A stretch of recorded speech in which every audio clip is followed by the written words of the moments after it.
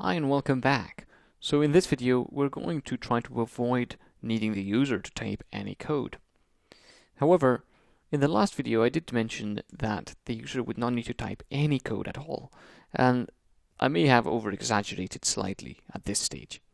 We will be creating applications that the user can run, of course, without having to type anything. However, at this stage we're not going to go that far, simply because it's not really necessary for the purpose of this section.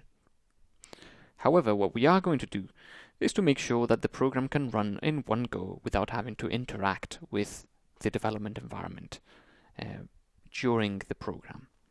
And what I mean with this is we won't but we won't need to define variables and things like that while the program is running.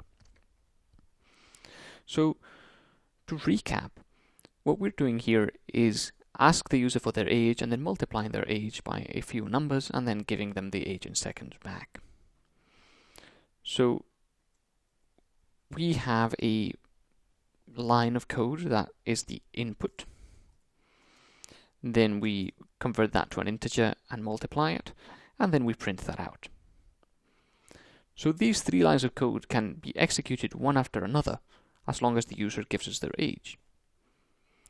If we want to execute something sequentially, one thing after another, we can put the three lines under one name and create a method that will contain those three lines and execute them one after another.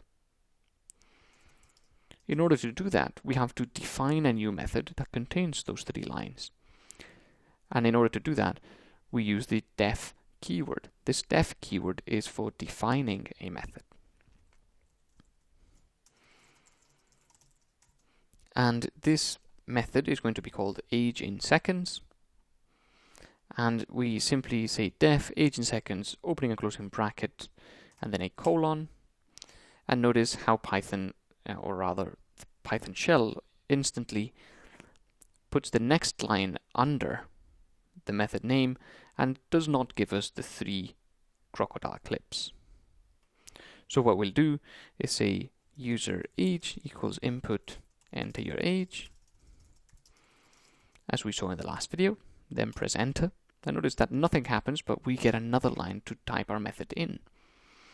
And then we can say age seconds equals int user age times 365 times 24 times 60 times 60.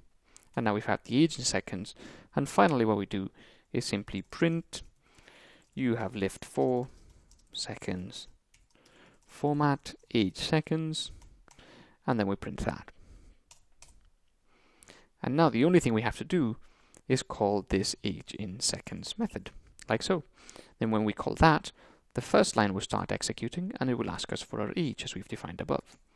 And then it'll just give us the number of seconds we've lived for. So it'll get our age, put it in user age, then multiply it by these numbers, store it in age seconds, and finally print it out. And this is how we can avoid, or rather simplify our program and avoid having to create variables and do things like that. So this is a way to simplify it, but of course later on in the course we'll be looking at creating full-blown applications that the user doesn't have to type anything in for sure. But until then, let's leave it as this, and I'll see you in the very next video where we're going to introduce the if, elif, and else commands. So I'll see you there.